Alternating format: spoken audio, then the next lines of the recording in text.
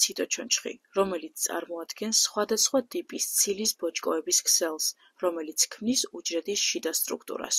ის უნარჩუნებს უჯრედს ფორმასა და ზომას, წარმოადგენს საყრდენს უჯრედებისათვის, ასევე უზრუნველყოფს ორგანოიდების მოძრაობას და მათ სწორ განლაგებას უჯრედში.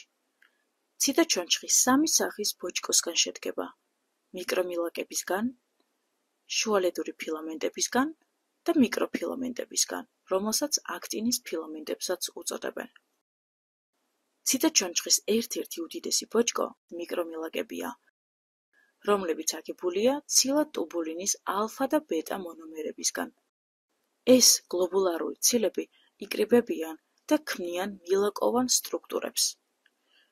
მიკრომილაკებს აქვთ მინუს და პლუს ბოლო. მინუს ბოლო მიერთებულია ცენტროსომასთან, პლუს ბოლო კი არასტაბილურია.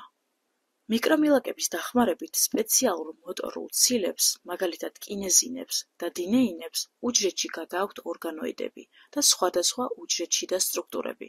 მიკრომილაკები წარმოადგენენ ერთგვარ ლიანდაგებს, რომლებზეც რიბოსომები, ვეზიკულები, მიტოქონდრია და სხვა კომპონენტები გადაადგილდებიან. ეს უზრუნველყოფს ტრანსპორტირებას უჯრედში. მიტოზისა და მეიოზის დროს მიკრომილაკები წარმოქმნიან გაყოფის თითის ტარას, რომელიც უზრუნველყოფს ქრომოსომების სწორად დალაგებას და მათ სწორ განცალკევებას შვილეულ უჯრედებში.